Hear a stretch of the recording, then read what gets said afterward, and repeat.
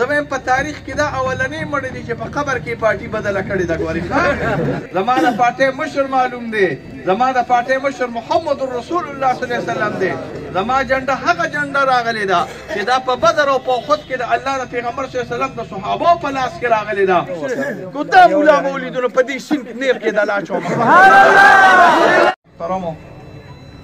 درنو او خوږو مسلمانانو او پښتنو وروڼو، یخني ده او تاسو هم تنګ شوي یې ځکه چې ستاسو را پروګرام د مازدیګر نه شروع شوی دی. خو زمونږ خپل کلي کې جلسه وه، د هغې نه پس میلمانو د صوبې د هغې د وجې نه زه لږ وروسته رالم، لیټ شوم. په هغې باندې زه تاسو نه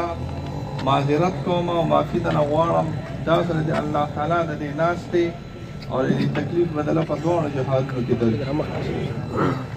معزز و محترمو، زمونږ د عالمان دا تاسو ته ولاړ دي، دا علماء کرام چې تاسو ته ووټ ته ولاړ دي، ستاسو شهادت ته ولاړ دي، ستاسو ملګرتیا ته ولاړ دي. نو مونږ دا نه ویو چې صرف دا ولاړ دي او په دې میدان کې به نور خلک د دوی مخالف نه وي. ډېر خلک به د دوی مخالف وي، په ډېرو جامو کې به د دوی مخالف وي، په ډېرو نارو سره به د دوی مخالف وي. مزیداری خسته دلکشي نارې به وي او مزیداری خسته دلکشي جامې به اغوستې وي. خو ته چې کله د یو پارټۍ جنډه په یو کور باندې لګې، یا د یو پارټۍ ټوپۍ په سرې، یا د یو پارټۍ منشور علي، یا د یو پارټۍ بیج لګې، نو ته الله ته مخ کا او په دې ګریوان کې سوچ وکړه چې دا د چا له لاس ورکوم دې کې زما د دین او د دنیا پیداشت او کو نشته. دا د چې چا سره پارټي بازی کوم دې کې زما د دین او د دنیا پیداشت او کو نشته. دا د چې د چا په نخه باندې مهر لګوم دې کې زما د دین او د دنیا پیداشت او کو نشته. دا چا د پاره چې زمونډې وام په دې کې زما د دین او د دنیا پیداشت او کو نشته. او دا کم کس چې ولاړ دی د درم تپوس وکړه چې وروره تا سره خو زه درېږم، ستا لپاره زه جلسه هم کوم، ستا لپاره زه میټنګ هم برابروم، ستا لپاره زه پولینګ سټیشن کې هم کښېنم، ستا لپاره زه خرچه هم کوم، ستا لپاره ما جنډه هم لګولې ده. خو ته خو دې ما ته لږ څه کارکردګي بیان کړه چې ته به ما له په دې دنیا کې څه پیدا راکړې او په آخرت کې به څه پیدا راکړې. د دنیا څه امرسي به راله راکړې او که نه راکړې، او د آخرت امرسي به راکړې که د آخرت دوګزې به راله راکړې. نو خیر دې تپوس دې وکړه. د کتاب الفرض زه خو د دې د کیفیت ته نه یم خبر چې څه صورت حال دی. نو که د دې نورو پارټونو نه تپوس وکړو، زمونږ په دې علاقه کې قومي وطن پارټي ده، زمونږ په دې علاقه کې نېشنل پارټي ده، زمونږ په دې علاقه کې پی ټي آی ده، او کله ناکله پکې داسې زه دې آزادو ته د پشکال خریړي ویم، دا د پشکال خریړي هم پکې شته. نو خیر دی لکه که چېرته تاسو سوچ وکړئ خفه کېږئ، زما نه مه، زما مشران یې، زما دوستان یې، زما وروڼه یې، او زه کله ناکله په پښتو کې خبرې کوم، په دې خو به نه خفه کېږئ. ته او خدای مخ کا او ته او خدای په دې ګریوان کې د خپل سر ښکته کا. که تاسو ته د دې عالمانو نه په اعتبار د سیرت سره، په اعتبار د صورت سره، په اعتبار د کردار سره، په اعتبار د خدمت سره، په اعتبار د تقوا سره، په اعتبار د امانت سره بل کس د دوی نه ښه میلو شو، نو زه په پښتو کې تا ته خبره کوم، زما په بعضو خبرو به نه خفه کېږې، دا تاسو سره ګپ لګوم. نو تا د خدای غرق پر کې که تا دې مولا له اوټ ورکړه، ګور یاد سات. خو که تا ته د دې مولا نه ښه سړی میلو شو چې شکل یې د ده نه تا ته د دې مولا نه بد سړی و، دا مولا په دې ټولو کې ښه سړی و، په اعتبار د شکل سره هم ښه سړی و، په اعتبار د خدمت سره هم ښه سړی و، په اعتبار د کردار سره هم ښه سړی و، په اعتبار د تاریخ سره هم ښه سړی و، په اعتبار د پارټۍ سره هم ښه سړی و، په اعتبار د نښې سره هم ښه سړی و، په اعتبار د منشور سره هم ښه سړی و، په اعتبار د پاکستان د ډیلورانو سره هم ښه سړی و. او ته بیا هم د دې دونه ښه سړیتوبونو سره سره مولا پرېږدې، جمعیت علما اسلام پرېږدې، د الله د پیغمبر صلی الله علیه وسلم جنډه پرېږدې، کتاب پرېږدې، ږیره پرېږدې، پټکې پرېږدې،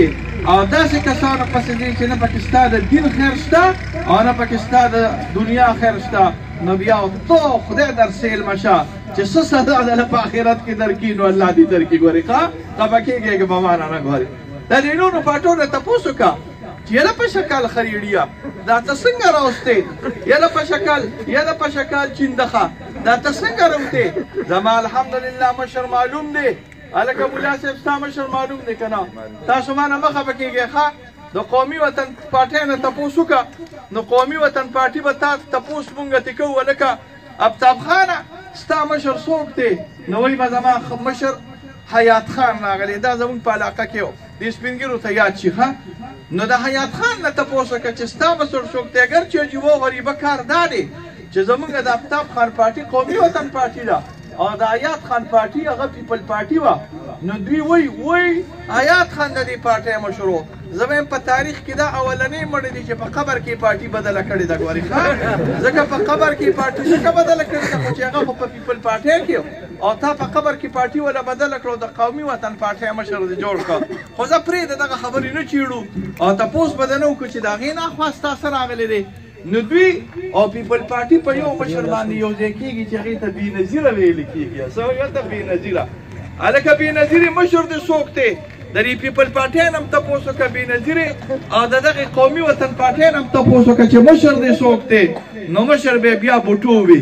او د بوټو نه اخوا تاسو سوچ کې مسلمانانو د دوی څه مشر معلوم دی که تاسو ماته د بوټو نه د دوی د مشر تعریف وکړو زما بوټو یاد شي سپین ږیرو ته به یاد شي دغه سپین ږیري ته به یاد شي د بوټو نه مخکې د بوټو مشر معلوم نه دی راغلی زمونږ د نیشنل پارټۍ نه تپوس وکړه الله پاک دې جنتي کا په اصطلاح ثاني سره اصطلاح ثاني ته وایم یو جنتي اصطلاح اول دی یعنی الله دې جنتي کا او جنتي اصطلاح ثاني الله دې د باندې زر باندې یموت جاری کی چې جنتي شي نور زمونږ کار نه دی مولیا زما په دې کلام پیش الله دې جنتي کا په اصطلاح ثاني سره تو کلمات مشر او خایا تا ته وایي چې زما مشر څوک راغلی دی ایمل ولی زما ښه اشنا دی ما سره کله ناکله په موبایل خبرې کوي خو سیاست خو ځان له شی دی کړی بیا د هغه نه تپوس وکړه ستا مشر څوک راغلی دی نو هغه به راته وایي چې زما مشر اسفندیار خان راغلی دی بیا دې تپوس وکړه چې د هغه مشر څوک راغلی دی نو هغه به راته وایي چې زما مشر ولی خان راغلی دی بیا دې تپوس وکړه چې د ولی خان څوک مشر راغلی دی نو تپوس وکړي چې باچا خان راغلی دی او د باچا خان د پلار بارم خان نوم هغه خان خو سیاستدان نو راغلی سیاست یې دغه شان په باچا خان باندې ودرېد او دا نور چې دی د دوی خو هېڅ موږ نه نیوه وایي لکه عمران خان پي ټي آی والا ته وایي هلکه مشر د څوک دی نو وایي مشر مې عمران خان دی نو د عمران خان مشر څوک دی یاره خو وروره د ما پړوان دی په 1998 کې پارټي جوړه شوې ده او مشر یې نه دی معلوم که چېرته نورلانډ یهودي یا جو بایډن مو بایډن وي د هغې نه نه یم خبر او په پاکستان کې مشر اوس زما د مشر هم ما نه تپوس وکړه د دې مولا د استاد هم د ده نه تپوس وکړه دې خوا ته مې چې خوا ته مولا صاحب ناست دی نو د ده تپوس هم وکړه ما دوره کړې ده او زما مشر حضرت مفتي فرید صاحب راغلی دی د دوی سند رسي مفتي فرید صاحب ته دا د ټولو مشر راغلی دی د ټولو محدثینو مشر راغلی دی مفتي فرید صاحب دا شاګرد راغلی دی د حضرت مولانا غرغشتو صاحب هغه شاګرد راغلی دی د احمد علي سهارنپوري صاحب بل سند زمونږ رسېدلی دی عبدالحق صاحب د هغه مشر راغلی دی مولانا حسین احمد مدني صاحب د حسین احمد مدني مشر راغلی دی قاسم نانوتوي شیخ الحیل صاحب نانوتوي صاحب شاه رفیع الدین صاحب شاه ولی الله صاحب په حسب د سند سره چې ورسې نو راغلی دی عبدالله ابن مسعود صاحب او د عبدالله ابن مسعود مشر دا محمد رسول الله صلی الله علیه وسلم زما مشر معلوم دی زما د پارټۍ مشر معلوم دی زما د پارټۍ مشر محمد رسول الله صلی الله علیه وسلم دی زما جنډه هغه جنډه راغلی ده چې دا په بدر او په احد کې د الله د پیغمبر صلی الله علیه وسلم د صحابو په لاس کې راغلی ده الحمدلله زموږ تاریخ معلوم دی او د مخالف تاریخ نه معلوم موږ الحمدلله اوس چې کوم مشر لرو تاسو یاد ساتئ ګورئ په پاکستان کې چې دا څوک وایي کرپشن نو ما زه کله ناکله د دې مثال ورکومه یو یې دا لیډران دي د دې پي ټي آی او یو یې دا ورکران دي د لیډرانو یې زه ځان له مثال ورکوم خو دا ورکران یې نه دي دا داسې عجیبه خلک دي دوی صرف د کرپشن نوم اورېدلی دی او نور یې دا سترګې پټې کړي دي ستاسو په دې علاقه کې چېرته د څاروو میله لګي او که نه لګي وایه که نه کوم ځای کې لګي دوسرو کې د څاروو میله لګي ښه دلته چېرته یو زمیندار راپاڅېد هوښیار سړی پیسې چې هوښیار سره یې ګټي هغه راپاڅېد یو خر یې روان که بالفرض د خر قیمت 100,000 روپۍ دی دی چې کله د 200 په میله کې ودرېده ویې لکه ګورې خر مې راوستی دی په 2 لکه روپۍ باندې خرڅوم هلکه خر مې راوستی دی په 2 لکه روپۍ خرڅوم نو یا لکه تاسو سوچ وکړئ چې یو سړی خر په 2 لکه روپۍ خرڅوي نو دا ټوله میله به ورته راغونډېږي که نه چې هلکه چېرته سترګې یې د سرو دي غوږونه یې د سرو دي څه چل شوي دی چې ته دا خر په 2 لکه روپۍ خرڅوې وایي خر مې راوستی دی او دا داسې خر راغلی دی چې څوک پې کښېني نو ورته مکه او مدینه ښکاري هلکه خلک راغونډ شي چې هلکه داسې خر دی چې ورته مکه مدینه ښکاري دا خو ډېر ښه خر دی ځکه د عمرونه به په امان شو او سکرچې کوو او لږ 2 لکه روپۍ لګو نو څه کوو خو په دې خر به کښېنو او مکې مدینې ته به ګورو که نه یو سړی راغی کښېناسته وایي کوم ځای کې مکه مدینه ده د دروغجن بچیه وایي لکه ګورې یاد ساته مکه مدینه به ښکاري خو هغه ښځ ته به ښکاري چې څوک نیک سړی راغلی او علالي وي ارامي سړي ته به مکه مدینه نه ښکاري وایي دا دې څه ووې ریشه ارامي ته به نه ښکاري وایي نه ښکاري وایي اوس وګوره بیا هغه د ملا صاحب پکې مونځ کوي لګیا دی په مکه کې هغه د مدینه منوره کې خو ملا صاحب مونځ کوي چې راکوشو خلکو ورته وایي خدای دې خانه ړنګه که مکه مدینه دې ولیدله وی لیدلې مې نه د پلار مې نه ده لیدلې خو که راکوزېدم نو راته حرامي وې د دې د وجې نه مې ویلي دي چې مکه او مدینه بلې وخېجه وی شابه توس وخېجه چې وخته یقه د مکې مکرمې کې بس خلک په مانځه ولاړ او مدینه منوره کې خلک ناست تلاوتونه کوي چې راکوشو خلکو ورته وایي مکه مدینه دې لیدلې ده وی بیخ دې وباسه لیدلې مې نه ده خو که راکوزېږم نو بیا راته حرامي وایي د پي ټي آی د ورکرو مقه کار دی ګورې د مقه کار یې دی ښه ګورې په خر د کرپشن یې سواره کړي دي چې کرپشن او چې تپوس ته وکړې لکه کرپشن ختم شو زه تاسو نه تپوس کوم ښه تاسو که په دې خبرو پوهېږئ نو زه تاسو نه تپوس کوم د پاکستان د ټولو نه زیات غلو دا په پي ټي آی کې راغلي دي ګورئ دا نور علاقې تاسو پرېږدئ تاسو په دې خپلو حالاتو باندې سوچ وکړئ چې د دې علاقې کوم امپیګانو او هغه مخکې امپیګانو او په غلا کې نیولي شوي دي او په غلا کې لر شوي دي بیا چې کله د ابي زمزم په اوبو د پي ټي آی باندې ولامبل نو بیا سم شو که نه شو وایه که نه سم شو که نه زمونږ یو غټ غل د پاکستان چې هغې ته فردوس اعوان ویل کېږي نوم هم چېرته اورېدلې ده داسې غټ شی راغلی دی ګرځېدی هم ګورې د شیخه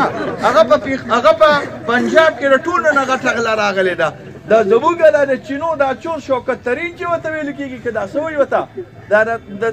جهانګیر ترین چې ورته ویل کېږي د پنجاب او د صوبه سرحد د ټولو نه زیات غله دا په پي ټي آی کې راغلي دي په د دوی عجیبه ناره ده ښه ما به کله ناکله وی تیرا چور مردآباد او میرا چور زنده‌باد ستا غل چې ستا په پاټۍ کې نو هغه مردآباد دی او زما غل چې زما په پاټۍ کې دی هغه څه شی دی هغه زنده‌باد دی نورو پاټو کې چې هغه مردآباد خو چې کله پي ټي آی کې راشي زنده‌باد یو جمعیت علما اسلام دی دې قوم ولیدله الحمدلله یو جمعیت علما اسلام دی یو غل پکې نه نشته الحمدلله یاد ساتئ ښه د غلو 2 پیرستې شایع شوې که ستاسو یاد وي ځان ته یاد ساتئ ښه یو ته پنډورا ویل کېږي او یو د هغې نه مخکې ویلي لیکس څوک اوسه بلا راغلې وه هغې کې د پاکستان یو ملا نشته د هرې پاټۍ کس پکې موجود دی خو الحمدلله د پټکي خاوند پکې نه نشته الله اکبر تکبیر الله اکبر جمعیت علماء اسلام زنده باد جمعیت علماء اسلام زنده باد مولانا فضل الرحمن دې ټولو خلکو ولیده دې ټولې دنیا ولیده څوک چې د چا خلاف راپاسي او هغه کې غلا وي غل د حکومت خلاف نشي راپاسېدی دا ځان سره یاد ساته د حکومت ادارې وي دا وي آی بي ده او دا عیسی ده او دا امی ده او دا پلا ده او دا پلان ده دا ادارې هغه سړي راګیروي دوی به وي مولانا فضل الرحمن غل دی په میدان کې ورته ودرېد دوی راشئ نه راشئ غلام یې ثابته کړی 4 کاله تیر شو الحمدلله د مولانا فضل الرحمن متعلق په پښتو کې وایي چې دا کونې کودرې ولټولې خو په مولانا فضل الرحمن باندې غلا الحمدلله ثابته نه شوه د مولانا فضل الرحمن په یو سپی باندې غلا ثابته نه شوه د مولانا فضل الرحمن په یو وزیر اعلی باندې غلا ثابته نه شوه د مولانا فضل الرحمن په وفاقي غلو په وفاقي وزیرانو باندې غلا ثابته نه شوه د مولانا فضل الرحمن په یو MP باندې غلا ثابته نه شوه د مولانا فضل الرحمن په MNA باندې غلا ثابته نه شوه وزیران په دې صوبې کې تیر شوي دي هغوی که قسم نه خوري مونږ قسم انشاءالله خورو چې دې دواړو لیسټونو کې د یو ملا نوم نه دی راغلی دا پته ولګېده چې دا عالمان ستاسو خیرخوا راغلي دي دا ستاسو خیر غواړي دا ستاسو دپاره د خیر دعاګانې کوي او زه درته یو خبره کومه که تاسو ووایئ چې دا اوټونه راغلي دي نو دا اوټونه هم راغلي دي خو دا یاد ساتئ چې دا د اوټونو سره سره یو جهاد دی د دې سیاست په ذریعې سره مونږ د مدرسې تحفظ کوو د دې سیاست په ذریعې سره مونږ د جومات تحفظ کوو د دې سیاست په ذریعې سره مونږ د مرکز تحفظ کوو د دې سیاست په ذریعې سره مونږ د خانقاه تحفظ کوو تاسو ولیدل اوس دوه درې ورځې شوي دي چې د سعودي حکومت راولګېد او اعلان یې وکړ چې زما په ملک کې به تبلیغیان بند دي د دې نه خبر یې که نه یې بالکل جی اوس اعلان وشو په سعودي عرب کې چې په سعودي عرب کې په تبلیغ پابندي شوه د سعودي ملا دا چې کله خبره کوي نو ځان ته یو کاغذ ایښودلی وي تاسو ګورئ د سعودي هر خطیب ته کاغذ پروت دی د پاکستان ملا راپاسي د دویمې درجې طالب وي په منبر باندې کښېني ته ورته لاندې ناست دی او په منبر باندې صدر بې عزته کوي په منبر باندې وزیر اعظم پسې خبرې کوي په منبر باندې گورنر پسې خبرې کوي دا ازادي تاله چا درکړې ده دا تاله جمعیت علما اسلام درکړې ده دا ازادي تاله چا درکړې ده دا د جمعیت علما اسلام د کارکنانو او د سیاست برکت دی چې دا تاله درکړې ده ګینې تاله به هم د سعودي عرب ملا جوړو بیا به غلام وې تاله به هم د سعودي عرب ملا جوړو مدرسه به دې غلامه وه جومات به دې غلام و خانقاه به دې غلامه وه او په تبلیغ به دې پابندي وه یاد ساتئ د اوټونه نه دي ګورې که تاسو وایئ چې د اوټونه دي د اوټونه نه دي دا د تحریک نوم راغلی دی د علماو اوټونه د تحریک نوم دی دا یو جهاد دی دا د مدرسې د حفاظت اوټونه راغلي دي دا د جومات د حفاظت اوټونه راغلي دي دا د خانقاه د حفاظت اوټونه راغلي دي دا د مرکز د حفاظت اوټ راغلی دی دا د تبلیغ د حفاظت اوټ راغلی دی دا د پټکي او د ګیرې او ستا د حیا او د عزت د حفاظت اوټ راغلی دی په دې کې به ما سره ګورې یو شان مشترکه لړۍ کې په دې کې به ما سره په دې منبر باندې که زه په منبر خبره کوم نو ته به انشاءالله په میدان کې ولاړې زه که خوله چلوم ته به د اوټ نه کارلې که زه خوله چلوم ته به د کوتک نه کارلې دا زما ستا مشترکه لړۍ ده دا د ملا لړۍ نه ده بلکې دا د هر مسلمان لړۍ ده انشاءالله تاسو زموږ سره په دې لړۍ کې انشاءالله ولاړ یې که نه تاسو داسې ګورې وایي چې انګار جاړی ډوار جاړی الا بلا به ګرځني ملا زه ملا ورځه پې نه ګورې دا به انشاءالله ټول په دې کې ولاړ یو مولانا صاحب صاحب به انشاءالله پاس کوی ته ولاړې بل دې څوک ملګري راغلی دی دا دې خواشه هلکه څنګه چل ښې کړه نو مولانا صاحب صاحب انشاءالله پاس کوی څه نوم دی ارشد علي به انشاءالله پاس کوی او زه داسې خبر یم چې دلته ستاسو آزاد څوک ولاړ دي او مولیان ورسره ولاړ دي یاره که نه وي څوک اچنۍ میین دی چې که دا مولا به ولیدو نو په دې سیند نیر کې د لا چومه الله اکبر الله اکبر زنده‌باد زنده‌باد زنده‌باد دا ګیره د مولا ده ستا پټکې د مولا دی ته د مدرسې نه فارغې اور تا خوا د جمعیت علما اسلام نه دی پتہ لگے چې دال میں کچھ کالا کالا ہے کله کله دال میں کچھ کالا ہے ځکه مولا سړی چې کله د مولیانو د ډلې نه جدا شي او قاری چې کله د قاریانو د ډلې نه جدا شي نو دا بیا د زیړ لوټ یا د شین لوټ زور راغلی ان شاء الله دا مولیان به ته د شین لوټ او د زیړ لوټ دا زور ان شاء الله کوي ان شاء الله د کتاب او ان شاء الله د الله د کتاب زور به ته اور په ان شاء الله خو په اخلاص راکوي ان شاء الله ټول ممبران چې زمونږ ولاد د کتاب له ان شاء الله او ورکوي خو په یوازې تاسو نه غواړي تاسو نه غواړو الکه تاسو چې چرته غم خاله لزه نو یوازې د کزان سره داسې په ترخ کې دوه درې نور هم بوزي لکه راځم نو پلاستیک خیرات کې وادي راته ویلي دي ته هم سره را روان شې نظام د خوشحالۍ یو موقع ده د جهاد یو موقع ده د خیر یو موقع ده چې یوازې روانېږي نو ګورې یوازې روانېږم ځان سره به انشاءالله په ترخ کې دوه درې ملګري ملې هسې نه چې داسې ملګري والې د پي ټي آی چوټې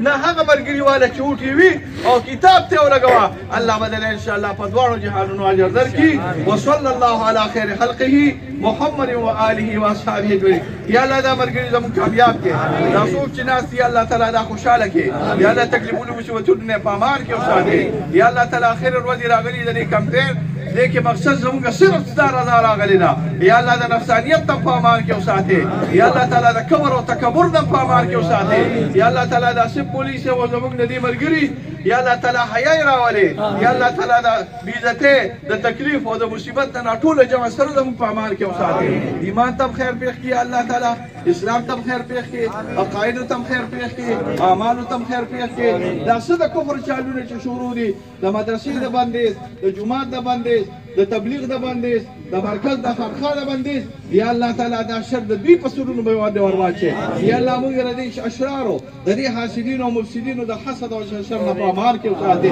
مرحله رب کریم په خیر باندې تیر کړي د جنگ او جګړو نه په امان کې وساتي وصلی الله علی خیر خلقه محمد و آله و اصحابه اجمعین